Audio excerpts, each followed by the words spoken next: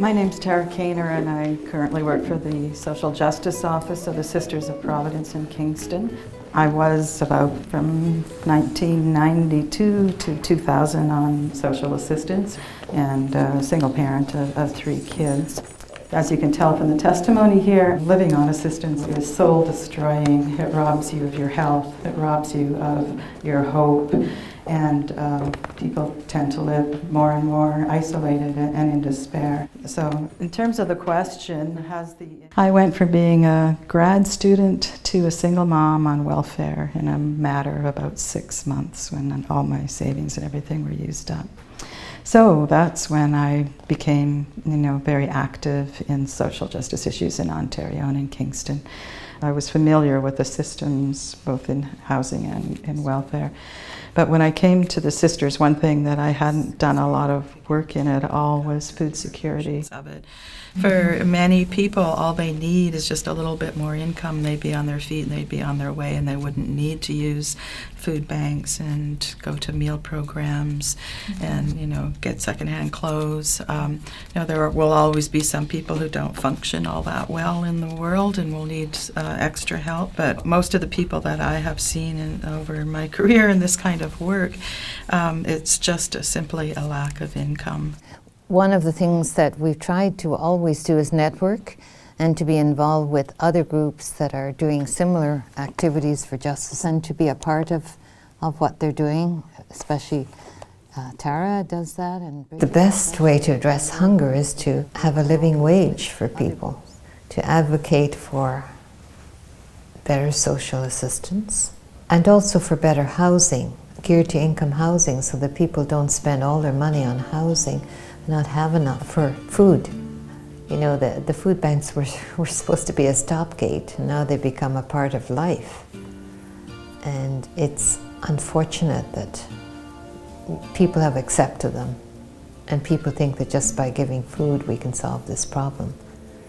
The criteria for being above the poverty line is whether you can live a life with some dignity. Can you participate in ordinary things that people around you do? Can you buy birthday presents for your kids? Can you throw a birthday party for your kids? Can you have someone over for dinner once in a while? Just this past summer, the Canadian Medical Association declared poverty the biggest barrier to health. And poverty is a barrier to health in lots of different ways. So there are what we call material factors, things like housing and food and clothing that are affected by poverty. People just don't have enough. Well, one of the other groups that I'm involved in is called Community Harvest. Greetings to all on behalf of Community Harvest. Thank you for coming today to celebrate with us 5 years of Community Harvest market operation. I won't talk too long. A group of people got together because in the North End there had been a grocery store, and that was the only grocery store in the vicinity for people to use.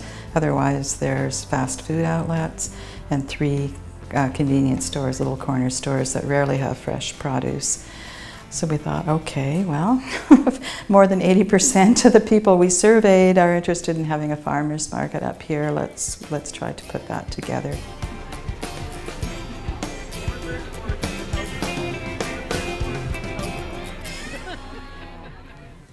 We also had an organic gardening cooking program. So that was a really nice thing for people. It was entirely free, so people could come, they could learn how to organically garden, and then they would harvest that produce when it was in season. They'd take it back to the kitchen and they'd learn how to prepare it. We're really trying to build community here. We get people, a lot of people who come and volunteer here have health issues or disabilities, and they feel really empowered to work here. And we also engage kids working in the garden. There's tons of hope here, and these kids, they love it. They really love it, and they're happy to see me every day. And that, seriously, it changes your whole perspective on, is growing food locally and eating locally only for a certain type of people in our population? It's not, it's for everybody. People need to have enough income to make their own choices around food. So in tandem with the food work that I do, I also work on trying to increase income for people who are poor. And Put Food in the Budget is one of those organizations. People are struggling. The economic forces that create poverty are hollowing out the middle class. People are hurting and afraid. We all face a common dilemma, that the people who are poor, the people who work in part-time, insecure employment, the people whose jobs are being reduced in hours, their benefits are being reduced, their wages are being reduced, the jobs are leaving the country. When people realize that's all a common problem that they face and they have more in working together than in working against each other, there will be big change. Becoming more involved has helped me enormously. Not just the social isolation of poverty, but seeing the difference that it can make, not just for myself, but for other people.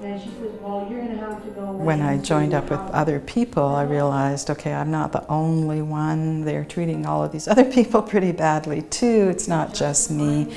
And that gave me hope and energy to fight back.